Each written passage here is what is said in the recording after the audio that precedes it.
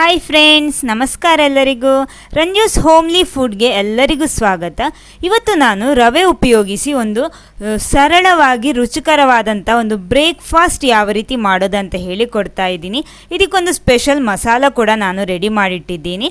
ಬನ್ನಿ ನೋಡೋಣ ಏನು ಅಂತ. ಆಮೇಲೆ ನೀವು ಫಸ್ಟ್ ಟೈಮ್ ಈ ಚಾನಲ್ ನೋಡ್ತಿದ್ರೆ ಚಾನಲ್ ಸಬ್ಸ್ಕ್ರೈಬ್ ಮಾಡಿ ಸಪೋರ್ಟ್ ಮಾಡಿ, ಅದರ ಪಕ್ಕದಲ್ಲಿರುವ ಬೆಲ್ ಐಕನ್ನು ಪ್ರೆಸ್ ಮಾಡಿ, ಅದರಲ್ಲಿ ಬರುವ ಆಲ್ ಆಪ್ಷನಿಗೂ ಕ್ಲಿಕ್ ಮಾಡಿ.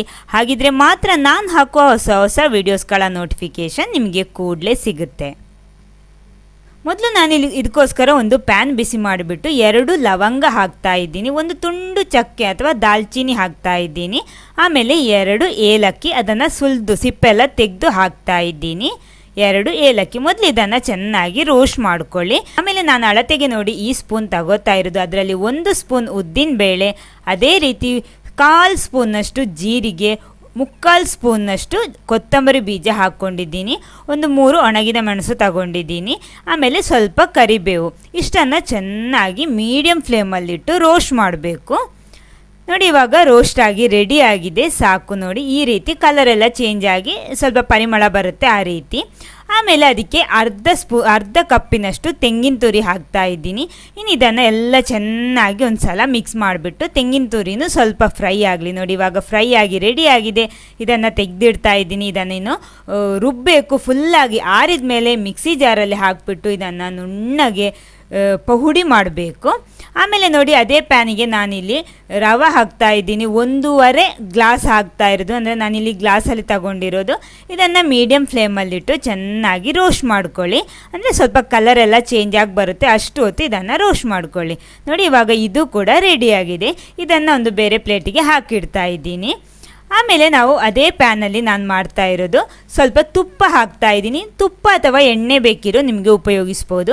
ಅದಕ್ಕೊಂದು 3/4 ಸ್ಪೂನ್ನಷ್ಟು ಸಾಸಿವೆ ಹಾಕ್ತಾ ಇದ್ದೀನಿ, ಅರ್ಧ ಸ್ಪೂನ್ನಷ್ಟು ಉದ್ದಿನಬೇಳೆ, ಸ್ವಲ್ಪ ಕರಿಬೇವು. ಇಷ್ಟನ್ನು ಚೆನ್ನಾಗಿ ಮಿಕ್ಸ್ ಮಾಡಬೇಕು, ಚೆನ್ನಾಗಿ ಫ್ರೈ ಆಗಬೇಕು ತುಪ್ಪದಲ್ಲಿ. ಆಮೇಲೆ ಇದಕ್ಕೆ 1 ಈರುಳ್ಳಿ ಸಣ್ಣಕ್ಕೆ ತುಂಡು ಮಾಡಿಬಿಟ್ಟು ಹಾಕ್ತಾ ಇದ್ದೀನಿ, 1 ಈರುಳ್ಳಿ.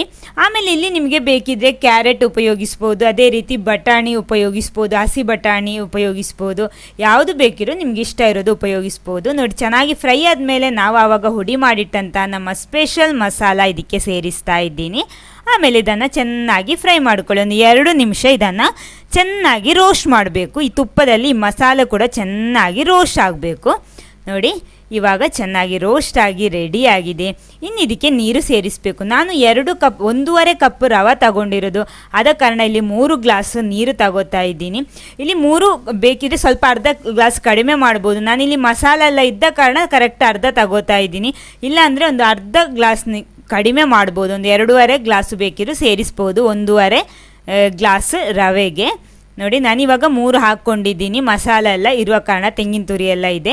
ಆಮೇಲೆ ಇದಕ್ಕೆ ರುಚಿಗೆ ತಕ್ಕಷ್ಟು ಉಪ್ಪು, 1 ಸ್ಪೂನ್ನಷ್ಟು ಸಕ್ಕರೆ. ಇದು ಆಪ್ಷನಲ್, ಬೇಕಿದ್ರೆ ಮಾತ್ರ ಹಾಕ್ಕೊಳ್ಳಿ. ಪಾತ್ರೆ ಚೇಂಜ್ ಮಾಡಿಟ್ಕೊಂಡಿದ್ದೀನಿ, ಯಾಕಂದರೆ ಅದು ಸ್ವಲ್ಪ ಫುಲ್ ಆಗುತ್ತೆ, ಅದನ್ನು ಮಗುಚೋದಕ್ಕೆ ಸ್ವಲ್ಪ ಕಷ್ಟ ಆಗುತ್ತೆ. ಆಮೇಲೆ ಚೆನ್ನಾಗಿ ಕುದಿ ಬಂದ ಮೇಲೆ ಇದಕ್ಕೆ ನಾವಿಲ್ಲಿ ರೋಸ್ಟ್ ಮಾಡಿಟ್ಟಂತಹ ರವೆ ಹಾಕ್ಕೊಂಡು ಇದನ್ನು ಚೆನ್ನಾಗಿ ಒಂದು ಸಲ ಮಿಕ್ಸ್ ಮಾಡ್ಕೊಳ್ಳಿ. ಈ ರೀತಿ ನಾವಂದರೆ ಇಲ್ಲಿ ಮಾಡ್ತಾ ಇರೋದು ಒಂದು ಸ್ಪೆಷಲ್ ಉಪ್ಪಿಟ್ಟು ಮಾಡ್ತಾ ಇರೋದು, ಒಂದು ಮಸಾಲ ಉಪ್ಪಿಟ್ಟು ಮಾಡ್ತಾ ಇರೋದು. ಯಾವತ್ತೊಂದೇ ರೀತಿ ಮಾಡಿ ಬೋರ್ ಆಗಿದ್ರೆ ಇದನ್ನೊಂದು ಸಲ ಟ್ರೈ ಮಾಡ್ಬೋದು. ನೋಡಿ, ಈ ರೀತಿ. ಆಮೇಲೆ ಇವಾಗ ಸ್ವಲ್ಪ ತೆಂಗಿನ ತುರಿ ಹಾಗೆ ಹಾಕ್ತಾ ಇದ್ದೀನಿ, ಆವಾಗ ಸ್ವಲ್ಪ ಟೇಸ್ಟ್ ಚೆನ್ನಾಗಿ ಸಿಗುತ್ತೆ ನಮಗೆ. ನೋಡಿ, ಇದನ್ನು ಚೆನ್ನಾಗಿ ಮಿಕ್ಸ್ ಮಾಡ್ಕೊಳ್ಳಿ. ನೋಡಿ, ನಮ್ಮೊಂದು ಸ್ಪೆಷಲ್ ನಮ್ಮ ಮಸಾಲ ಉಪ್ಪಿಟ್ಟು ರೆಡಿಯಾಗಿದೆ. ಸ್ಟವ್ ಆಫ್ ಮಾಡ್ತಾ ಇದ್ದೀನಿ. ನೋಡಿ, ತುಂಬ ಸುಲಭವಾಗಿ ಮಾಡುವಂತಹ ಬೆಳಗಿನ ಬ್ರೇಕ್ಫಾಸ್ಟ್ ರೆಸಿಪಿ ಇದು. ಈ ವಿಡಿಯೋ ನಿಮ್ಗೆ ಇಷ್ಟ ಆಗಿದ್ರೆ ಖಂಡಿತ ಲೈಕ್ ಮಾಡಿ, ಎಲ್ಲರ ಜೊತೆ ಶೇರ್ ಮಾಡಿ. Thank you.